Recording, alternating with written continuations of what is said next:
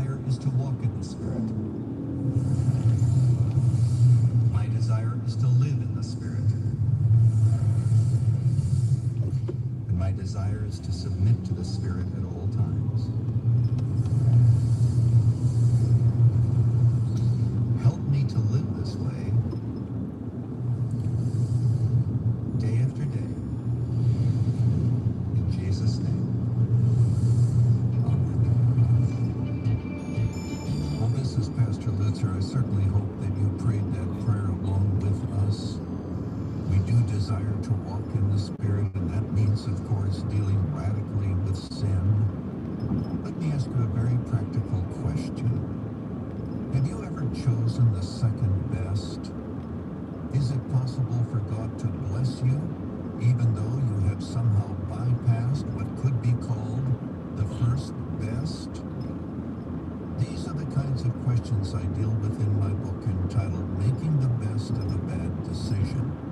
It's a book of hope, but it's a very realistic book and shows that even when we have chosen the second best, God does not remove his blessing. For those of you who are discouraged, for those of you who look back with regrets, for a gift of any amount, this book can be yours. Simply go to rtwoffer.com or call us at 1-888-218-9337. I can imagine someone saying, Pastor Lutzer, I don't need that book. But I can assure you of this, you know someone who does.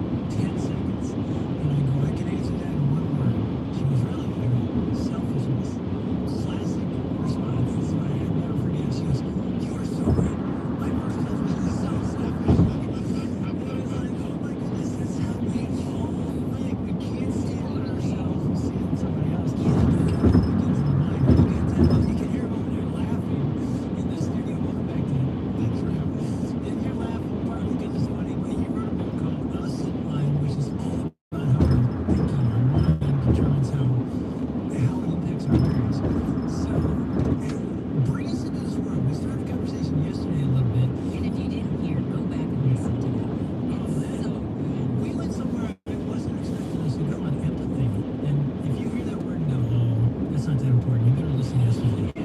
You'll discover how critical it is. But one of the things we just started to talk about yesterday was a little bit about how what we think about our spouse greatly impacts our marriage.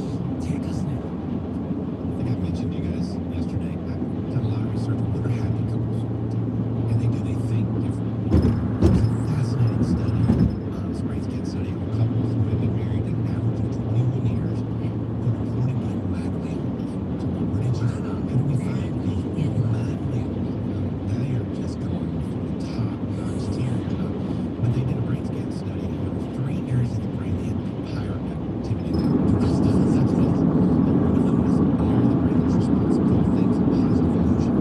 It's the ability to focus on what you do like about your spouse and not focus on what you don't. Now, I know red flags. This is not about being romantic and abusive. Let me just say that.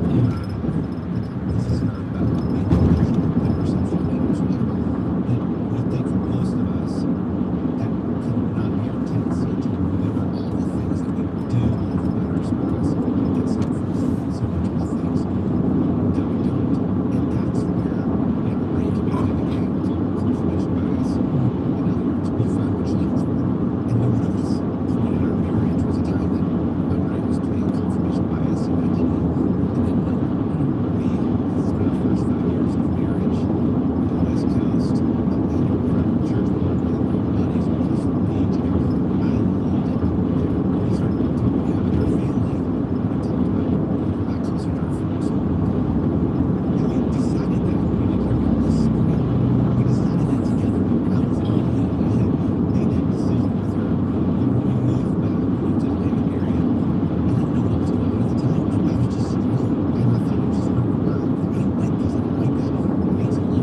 She started calling her friends and she'd come in friends in 2 seconds. She was doing great. And as a relates outside Colorado, it's 5,000 degrees here. And everyone in California, it took me 4 seconds, you know. And it's a bright heat. Heat is the heaven. It's like most people stand up and pull the cord and go, you know, 5 feet up, not down, it's gonna beat you. And I'm like, do we need to own the park or do we need access to the park? This is ridiculous. What is this? Why am I in charge of this big space? So I'm at their room and it's hot. She's inside in the air conditioning, so I'm not there. And I have this thought, you know, I wonder, did I really want to live here? Or did she talk me into moving up here? And then I thought, you know, those are things she always gets when she moved. And then I had this thought, and I'd say with zero humor. I thought, I think she's manipulative. And when you hang that banner over your spouse, or you put that badge on them, you start treating them like they're manipulative. So you can imagine what my attitude was going back into the house. And quite frankly, for a season where I'm thinking, here I am in a place I don't like, and it's because of her. It's your fault. It's her fault. And so imagine anytime she got excited about something, how do you think I responded? Do you think I was like, oh, I love seeing you happy? No. Or just anything she would say, I would use this with, you know, call me for dinner, and that's good. This is back in the day when you were gone so much, and I remember Dave was in the house. I actually like mowing the grass, but in my head, I'm mowing the grass, and here's my thought. I do everything around here. What does he do? And then I start logging in my head. What does he actually do around here? And I'm thinking, I do this and this and this. I'm not sure he does anything. Then when I'm treating him like, well, you're selfish, that's what I say in my head. You know why? Because he's self-centered. He never sees me, and he's all about himself. And I really did treat you like that. And I've never... Do you want me to comment? But I will say that the one time when I said that, I felt like God was saying, here's what I felt he impressed on me. Do you like mowing the grass? And I said, I actually do. Yes, I like it. And I felt like he's saying, why do you keep complaining? And I was in my head constantly complaining about Dave. And then actually it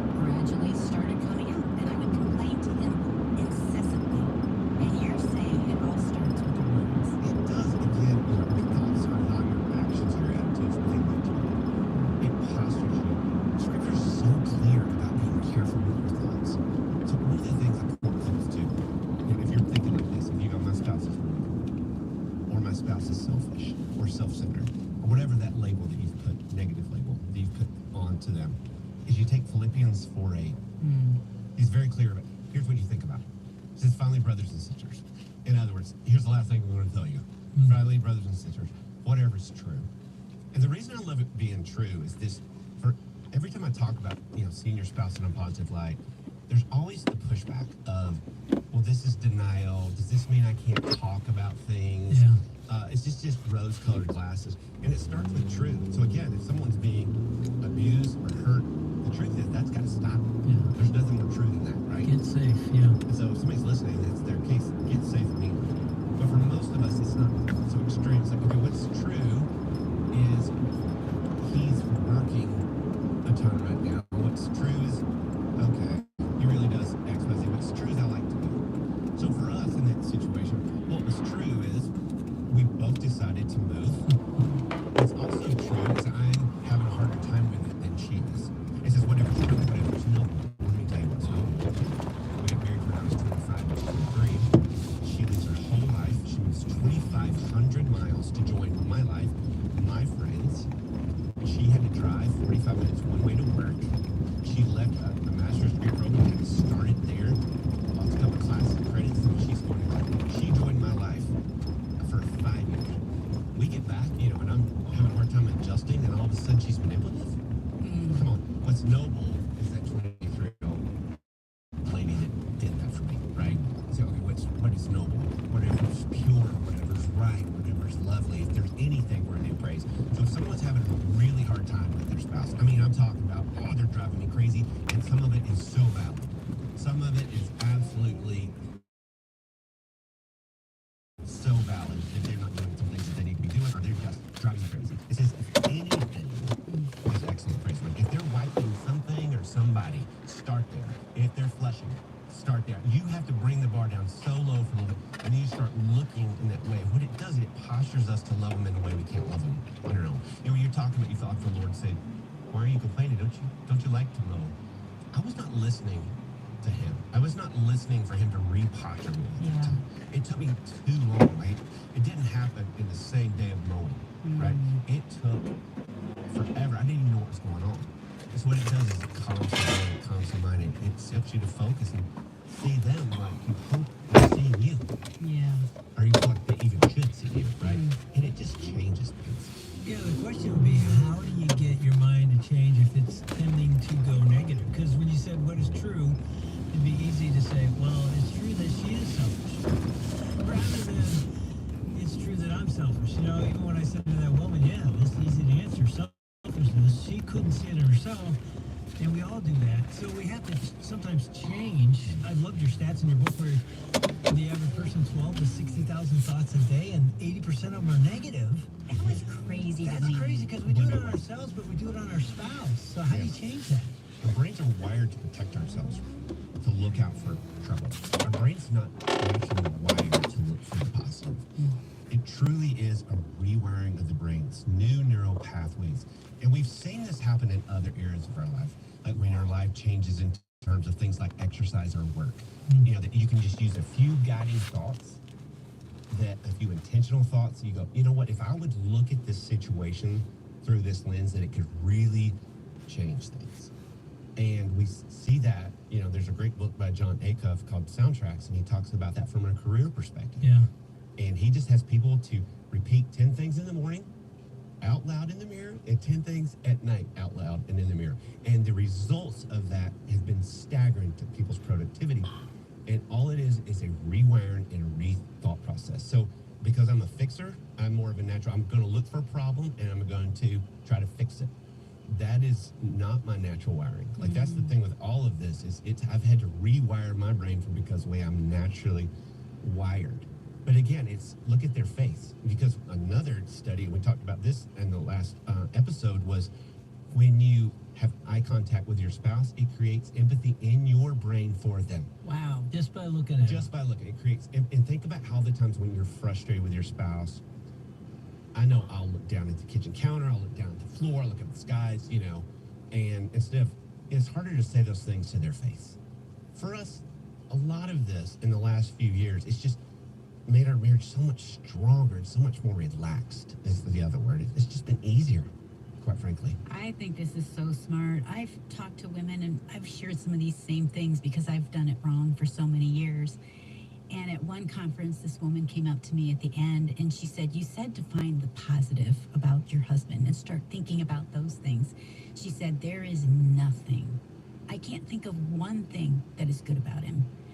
And I remember saying, but you married him because you saw something in him. So it might be that you have to go back to those things. She goes, so you want me to lie? But I like what you said. It's a positive illusion. No, it's what you used to think about him. And start reminding yourself and reminding him of those things.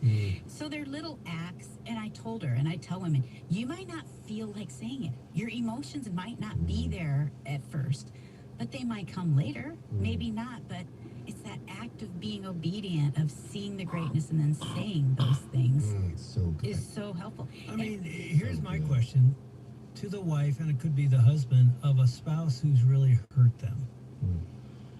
You know, how do I change my thoughts, think positively about a man who had an affair, a woman who's broken her promises, and is still continuing to make promises but never live up to them? You know, Who's not repentant. Maybe. yeah, there's just that, it's a deep hurt and wound.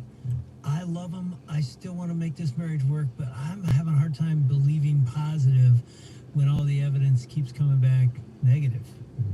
I think the reality, when you start with whatever's true, whatever's true may be, hey, the thing I can see the best in is that the two of us need to go talk to somebody. That's good. We need to invite a pastor. We need to invite a counselor. What's true is I can't do this anymore. What's true is I can't let you hurt me like this anymore. What's true is if you do, I don't know where we're going to head. That's what's true. I love you, but this can't be. And so I think that's when you invite wisdom into this. So many times, the two of us, we've created pain for each other and frustration, and sometimes that's way more one-sided than the other. And I know if somebody's listening, that's really hard. I think sometimes the strength or the truth of that situation is you need to bring in a third party. Yeah. And don't wait until you're all done. Don't wait till apathy comes, because then you're in trouble. Or hopelessness. Hopelessness. Oh, when I see a couple come in and I've got one of them's apathetic or hopeless and the other one's still fighting, I'm like, oh, you've gotten into that. So many people won't go see a counselor until their spouse says, I'm all done. Don't wait till then. Don't wait till them. So I don't want anybody to put themselves in harm's way. And I don't think any of this is about somebody not speaking, you know, what's true of the situation, because it starts with that. But it's truth and grace. Say, I love you. I want to make this work, but we've been trying and we're not doing a great job here, and we need to talk to somebody. I was amazed at the statistics of saying the best marriages are couples who the spouse might think better of them. How would I And say they do that? themselves. Yeah. Oh yeah. That was mind-blowing to me, Dave. I thought that's what you do. I feel Wow, look at this. no, Are you kidding I me? feel like you've always had me higher than I thought of myself.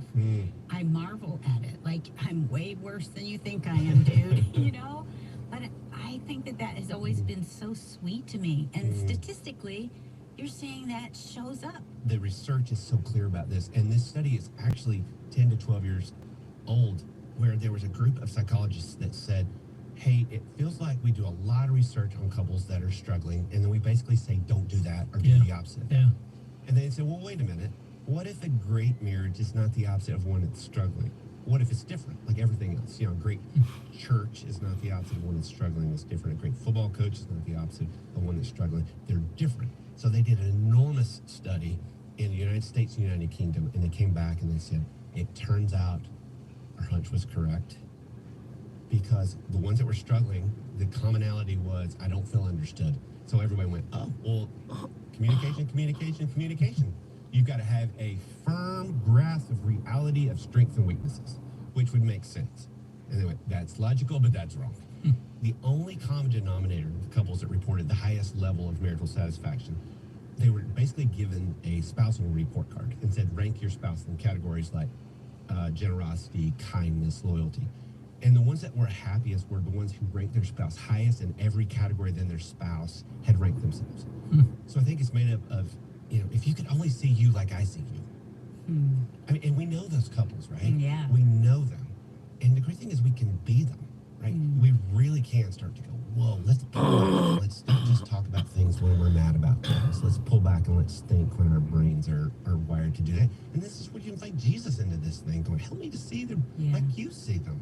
Yeah. Because I see them like I'm seeing them. And through my own selfishness and my frustrations and weaknesses, how do you see this person? How have you done that with Nancy? What's that look like?